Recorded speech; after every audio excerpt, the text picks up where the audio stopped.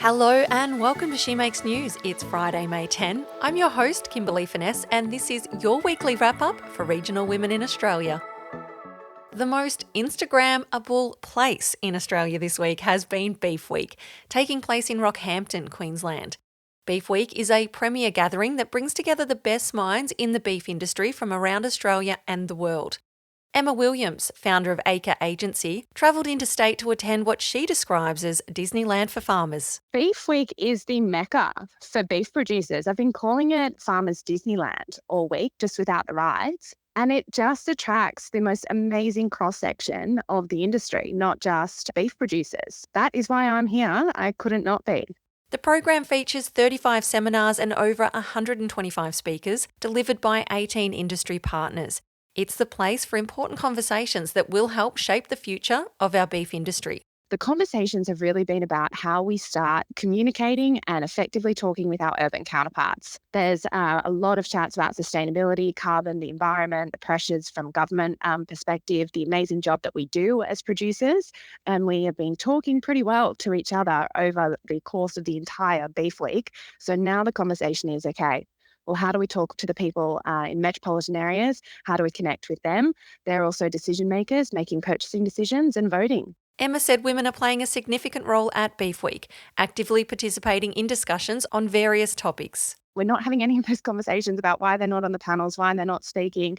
I almost feel like it hasn't been a topic of conversation at all. It's just been a given. And I love that. I don't think that we need to be talking about the fact that for once, it's very measured, very balanced. If anything, the females have been punching above their weight in terms of the value that they're offering the panels and the speaking. And there's already been so many incredible headlines about some really landmark voices that have spoken to the right people in the right rooms this year. And a lot of them have been female voices.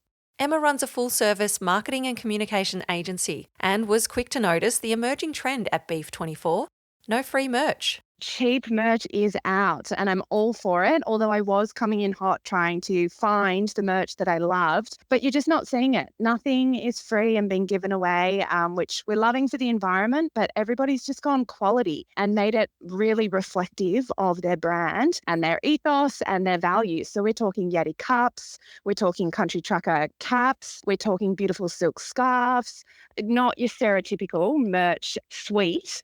I think it's just all about relationships with the merch this time. I've realised across whole of Beef Australia, people have intent and purpose being here. No one's wandering around and just picking up the normal merch rubbish that you would see. They're there for meaningful conversations and to actually interact with people that they've probably been talking to over the past 3 years, but never been in the same place at the same time. So the merch is almost like a value add for people that are already in their ecosystems, whether they're clients or not, they're stakeholders in some capacity. And that's what the merch is for this year and why they've gone higher value. You'd be forgiven for thinking Beef Week is all about, well, beef. But in fact, fashion is a close second, with many posting daily outfit inspiration on Instagram. Emma says this year it's all about quality over fast fashion, with many women opting to support micro brands. Oh my gosh, isn't it an event for fashion? It has been incredible. The ladies have just been beautiful. It is not all about jeans and boots, although there's some gorgeous shirts that are also going around. But we've got dresses, we've got sandals, we've got slides, and there is such a beautiful community of what I would call micro brands who are seen all over these ladies. And people are coming up to each other and asking, where's that from? Whose jewelry is that? Can I get a scarf like that here? It's so lovely to see. And it's definitely an event to be pulling out best frock. There's a lifestyle pavilion and there's a handful of amazing brands that are in there, from Aero Heart to Gundawini Cotton to some gorgeous jewelry and pearl brands. But so many of the brands I have never heard of. They are spectacular. And they are being worn by so many of the ladies and the men around here. And it's just so good to see. I always jump in and go onto their socials and investigate. And they're all regionally based businesses, but you're just not seeing your stereotypical fast fashion brands, which I absolutely love. So it's been an incredible event for discovery on who's out there and what they've got to offer. Beef Week is a week-long event held once every 3 years. So is Emma planning already for Beef 27? See you in 3 years. There's so much opportunity. There's so much potential. There's so much excitement. We're a resilient bunch, but it has just been brilliant to be amongst incredible game changers over the course of the entire week. And I'll be the first to sign up for 3 years' time. Paediatric emergency nurse and founder of Rhythm First Aid, Nicole Gleeson, has partnered with Cotton On Kids on a first aid checklist. Nicole has produced a first aid checklist for expecting and new parents that can be found in Cotton On Kids stores globally.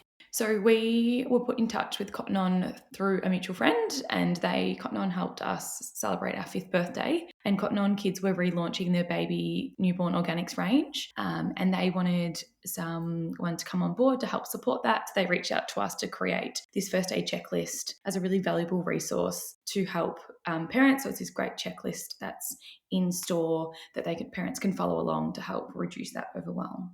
The first aid checklist covers everything you need to monitor your little one's temperature, treat minor scratches, and manage unexpected accidents in the home or on the go. So the importance of this checklist is to help cut through the noise and provide a really succinct, clear, detailed checklist that you can follow to then know and have that peace of mind that you have everything that's required from a first aid perspective in your home. So as a new parent myself, I know that there is so much noise. It's such a heavily saturated place in terms of that newborn scene, and hopefully that this can provide some clarity. We know from people attending our infant and child first aid courses that parents often really overwhelmed with what should I include in a first aid kit? What should I do about this?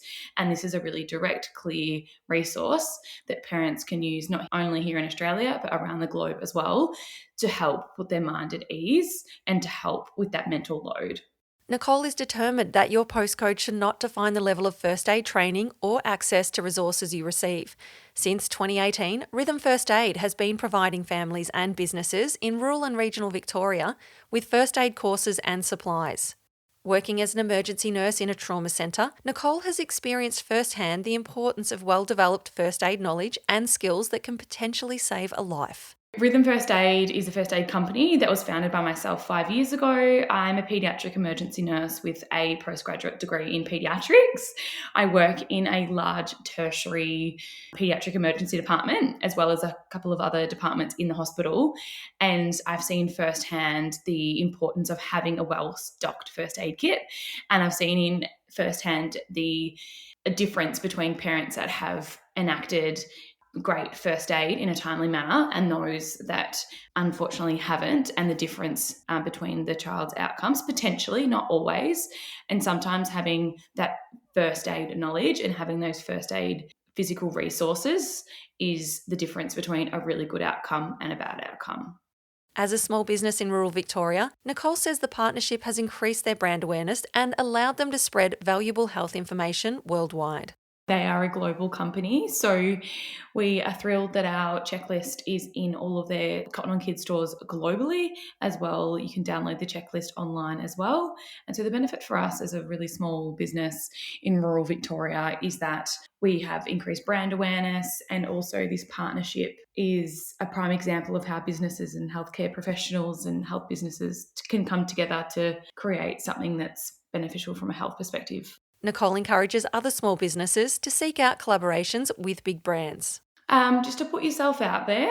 I think everyone, is an expert in their own field, and you have so much to offer. I think as a woman, sometimes that imposter syndrome creeps in, and you just need to try and squash it down and think, no, I am an expert in my field, and the information that I have is really important and is really helpful. And so these big brands that are looking for partnerships or collaborations, you've got so much to offer them.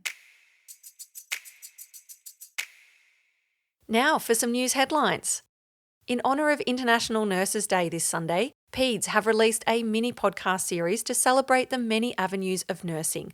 Co-founders and paediatric nurses, Sarah Duncanson and Grace Larson, sit down with 5 colleagues and talk about their nursing careers, what they love about their job, why they chose paediatrics, and lots more. The series provides some insight into the incredible career that nursing is.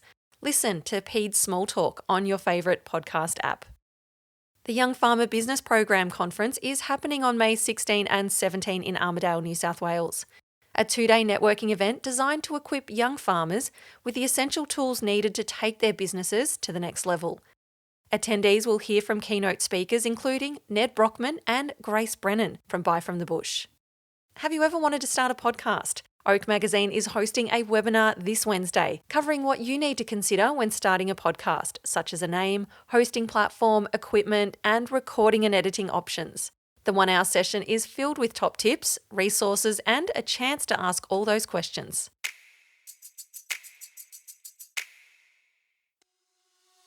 That's your weekly wrap-up for Regional Women. You'll find links in our show notes for anything that's been mentioned. If you'd like to hear your news, share it with us on Instagram at SheMakesNews or via email shemakesnews@gmail.com.